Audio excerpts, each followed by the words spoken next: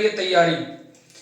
देखो आज अपन लेकर के आए हैं जो कल 2 फरवरी को आरएस प्री का एग्जाम हुआ था, उसमें अपने जनरल साइंस के कुछ क्वेश्चन पूछे गए थे जिनका अपन डिटेल्ड सॉल्यूशन लेकर के आए हैं। उसे अपन करेंगे जिसमें अपन जानेंगे कि क्या क्या आंसर होने वाले थे, कौन से आंसर नहीं थे।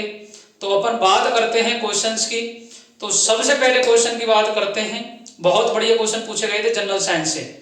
ये 11th-12th की जो एनसीईआरटी दे रखी है वहां से पूछे गए थे। देखो कुछ तो आपको पूछे गए थे फिजिक्स के, इसमें एक भी क्वेश्चन केमिस्ट्री का नहीं है, लेकिन ये जैसे फिजिक्स में भी आता है और केमिस्ट्री में भी आता है। और मैक्सिमम जो क्वेश्चन थे वो पूछे गए थे बायोलॉजी से। और ये जो बायोलॉजी है, एक तो बायोटेक्नोलॉजी से पूछे गए थे, कुछ रोग से पूछे गए थे और कुछ करंट बेस्ड क्वेश्चन आपसे पूछे गए थे, जिनकी अपन आज बात कर लेते हैं कौन कौन से ऑप्शन होने चाहिए थे आंसर में। तो देखिएगा पहला क्वेश्चन क्या कह रहा है। पहला क्वेश्चन कह रहा है कि निम्नलिखित में से किसमें परिवर्तन के कारण मोतियाबिंद में आंखों का लेंस धुंधला हो जाता है। तो आप जानते हैं कि विटामिन ए की कमी से कौन सा रोग होता है, रतौंधी रोग होता है, जिसको उपचार में क्या कहते हैं अपन, गोल्डन राइस लेते हैं। तो लेकिन इसमें विटामिन जैसा ऑप्शन आपको नहीं दे रखा है, तो अपन क्या खाते हैं, प्रोटीन खाते हैं। तो प्रोटीन लेते हैं अपन, तो इसका आंसर क्या हो जाएगा, प्रोटीन। जबकि कार्बोहाइड्रेट क्या होता है, एनर्जी का सोर्स होता है। यदि कोई भी धावक है, दौड़ रहा है, अब अपन को इमीडिएट एनर्जी की रिक्वायरमेंट होती है, तो अपन क्या लेते हैं, कार्बोहाइड्रेट।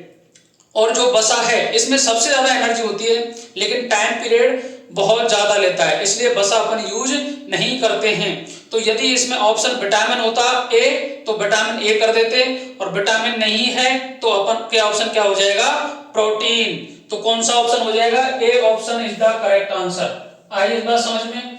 सेकंड क्वेश्चन है, निम्नलिखित में से दाब की इकाइयां हैं। दाब की कौन कौन सी इकाइयां हैं। तो देखो दाब की बार भी इकाई है, पास्कल भी इकाई है, टॉर भी इकाई है और एटीएम भी इकाई है। यदि आपको और पूछता तो इसका जो ऑप्शन और भी क्या हो सकते थे, बोलो, mm of hg, mm of hg ये भी हो सकता था। एक ऑप्शन और क्या हो सकता था, न्यूटन पर मीटर स्क्वायर, क्योंकि p बराबर होता है F अपॉन A, अर्थात ये फोर्स है, ये एरिया है। एरिया को मीटर स्क्वायर से डिनोट करते हैं और फोर्स को न्यूटन से डिनोट करते हैं। अब आप पूछोगे सर क्या क्या होते हैं, तो मैं 1 बार बोलूं या 1 एटीएम बोलूं, दोनों एक ही बात है।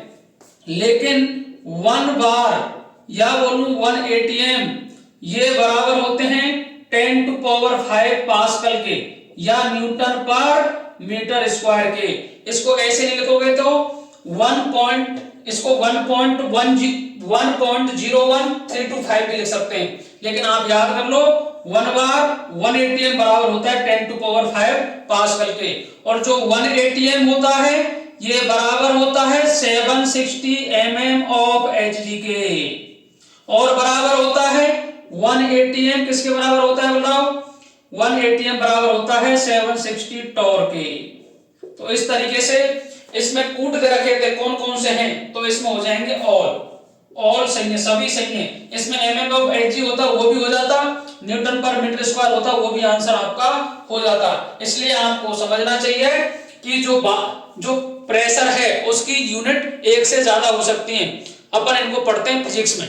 आई बात समझ में। नेक्स्ट क्वेश्चन दे रखा है आपको, चौथी पीढ़ी का जैव ईंधन प्राप्त होता है आनुवांशिक रूप से संशोधित है। तो देखो आर की बैक्टीरिया नहीं है, इसमें स्टार्च देने वाली फसलें भी नहीं है, ना लिग्नोसेलुलोज देने वाली फसलें हैं। इसमें जो आंसर होगा वो होगा शैवाल आंसर हो सकता है, साइनोबैक्टीरिया हो सकता है।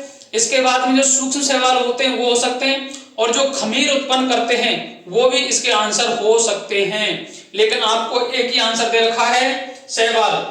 बच्चे कंफ्यूजन में आर की बैक्टीरिया करके आए होंगे, लेकिन आर की बैक्टीरिया नहीं है, इसमें साइनोबैक्टीरिया है। आई बात समझ में। तो कौन सा ऑप्शन हो जाएगा, 4th option is the correct answer. आई बात समझ में।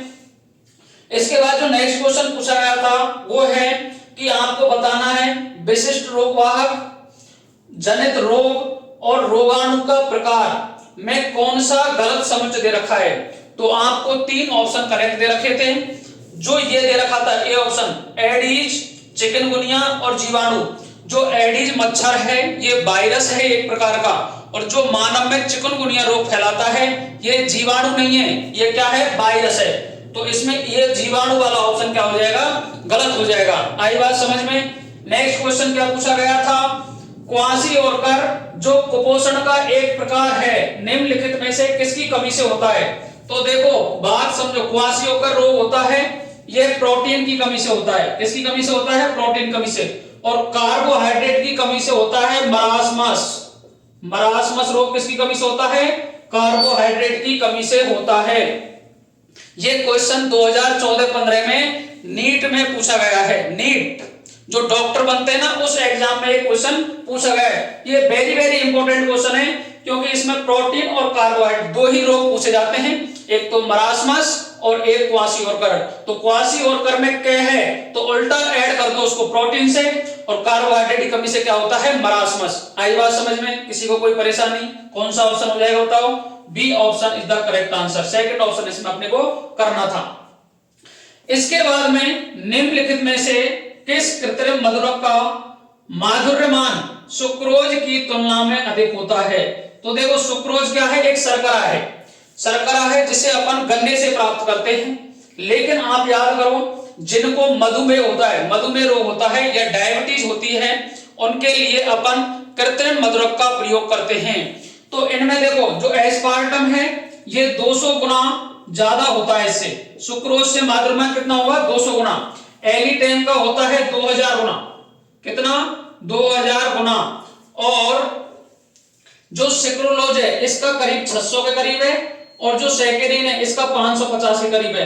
तो बताओ सबसे ज्यादा किसका हो गया, एलिटेम का। किसका हो गया, एलिटेम का। 2000 गुना ज्यादा माधुर्यमान होता है सुक्रोज से। तो एलिटेम इसमें क्या हो जाएगा, अपना आंसर होने वाला है। इसके बाद आता है निम्नलिखित में से कौन सा मानव देह में तरल ऊतकों में पाया जाने वाला एक सूक्ष्म खनिज है।